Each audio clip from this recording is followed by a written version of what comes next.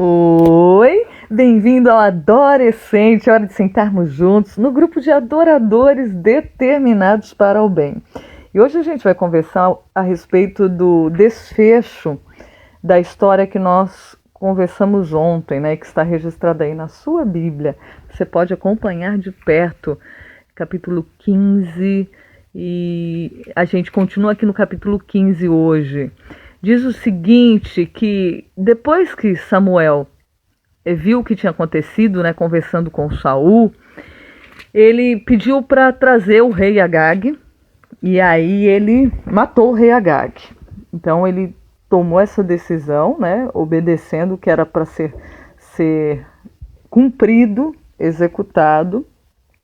E veja bem, gente, os amalequitas, alguns dizem que lá, por exemplo, faz parte dos amalequitas Amã, que de acordo com a Bíblia era agagita. Amã foi aquele que odiou Mardoqueu.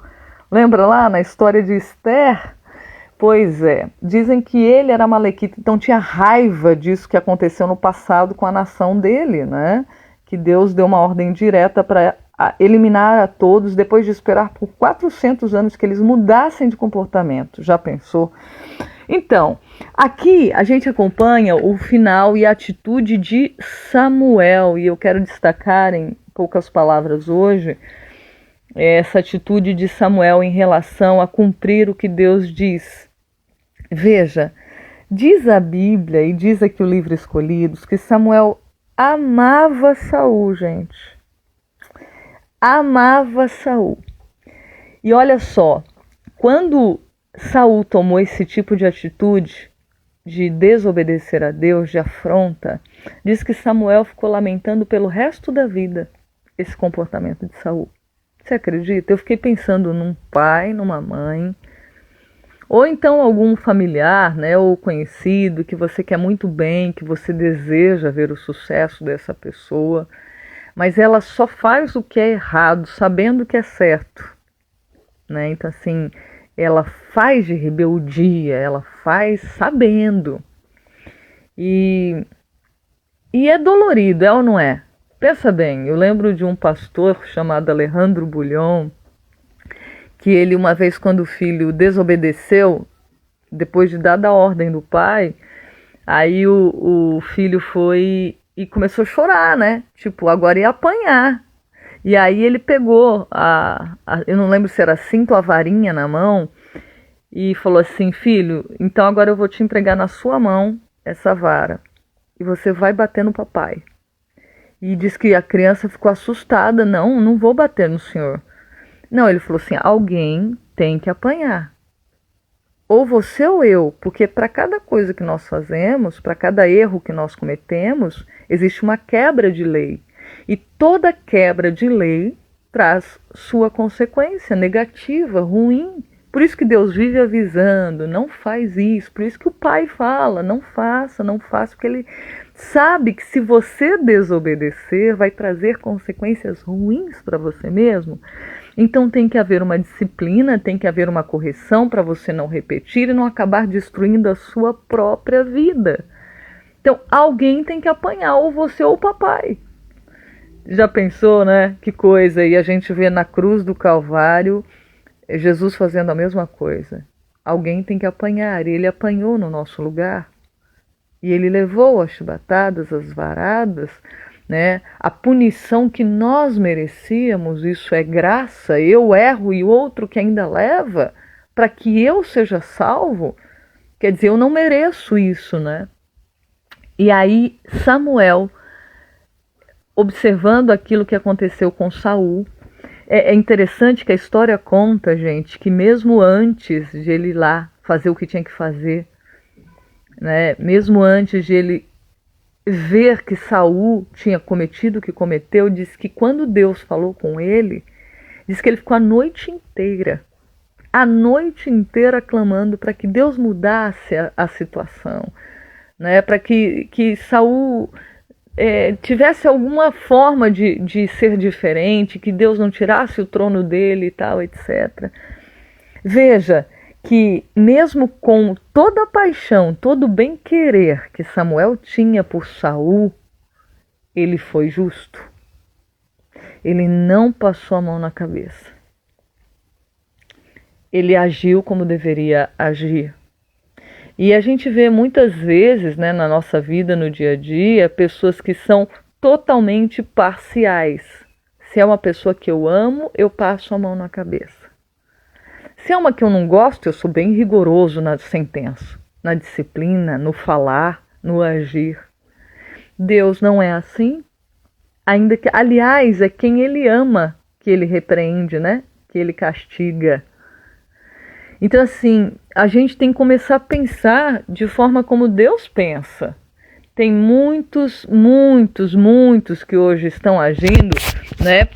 Ou seja, a regra para um é de um jeito, para outro, que é meu amigo, é outra. E Deus não se apraz com isso, né? Pela história de Samuel a gente vê. Ele não chegou e ficou assim, ai, Saul, eu amo você, você fez burrada de novo. Então é o seguinte, deixa eu falar com Deus e a gente vai dar um jeito nessa história aí, né? Vamos deixar pra lá. Não, ele foi lá e matou o rei de Agag como Deus ordenou que deveria ser.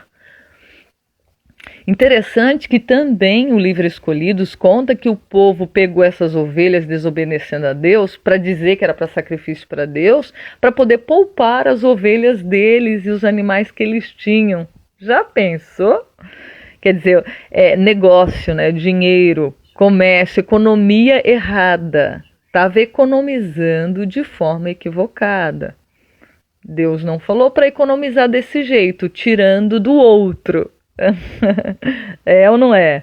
Aplicando em termos práticos, né?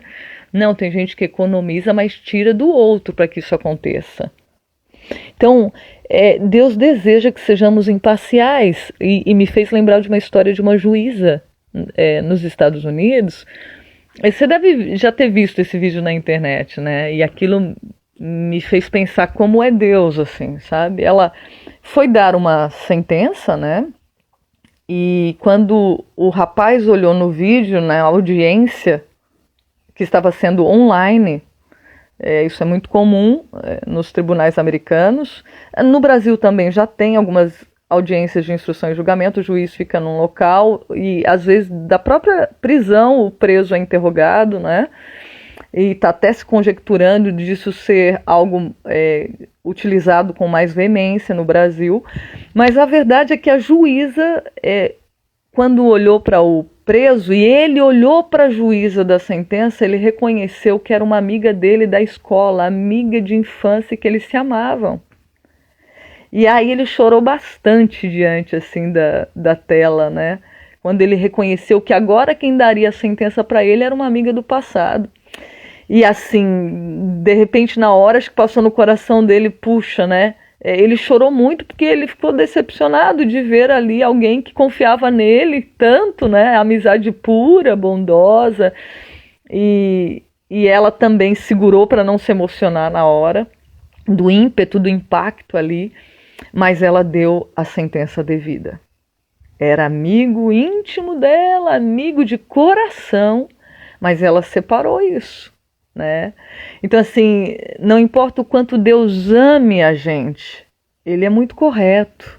A justiça e misericórdia andam juntas, inclusive o livro Escolhidos fala muito disso, porque quando Deus ele dá uma sentença, não é porque ele tirou fora a misericórdia ainda está inserida nessa definição de Deus, porque se a gente fosse receber o que de fato merece, ainda não fosse envolvida na misericórdia, a gente não suportaria o que a lei exige que aconteça.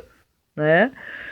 Entendeu? Então, assim, ainda ele ameniza a pena, ainda ele ajusta, né, algumas coisas, mas ele tem que cumprir aquilo que ele mesmo estabeleceu, ele deve cumprir para o nosso próprio bem, porque pessoa sem disciplina é uma pessoa que vive sem rumo, estraga a sua vida, estraga de todo mundo ao redor, e Deus não quer isso, e ele põe limites, e ainda bem, né, gente, põe limites. Mas vamos pensar com carinho a respeito do nosso tratamento em predileção por aqueles que a gente ama, não trazendo a verdadeira repreensão. Né? Essa semana é para a gente ficar atento, tá? E se alguém também pelo qual a gente comete erro e a pessoa com um é de um jeito, mas com outro é de outro, a pessoa não está sendo justa nem para conosco. só porque é amigo, só porque é querido, né?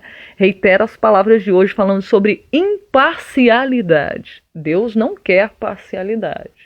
Ele não quer que a gente, em função de um, seja favorável e do outro não, porque é próximo, porque quer bem. Samuel foi um juiz imparcial. E é isso que a gente deve aplicar na nossa vida, né? Nas nossas relações.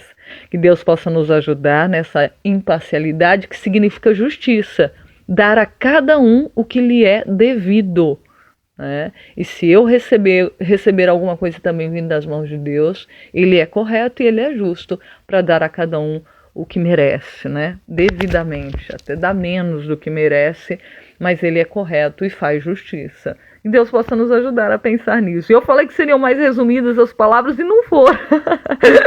Mas olha, eu desejo que Deus esteja com você nessa manhã para estarmos juntos e termos essa característica divina da tão bendita e amorosa imparcialidade de Deus, que é justo para com todos. Um grande abraço para você. Se lembrando que juntos somos adoradores determinados para o bem. Não esquece de dar um pulinho no nosso canal do YouTube, dar um joinha e continuar compartilhando esse cuidado de Deus por todos nós. Até a próxima. Tchau, tchau.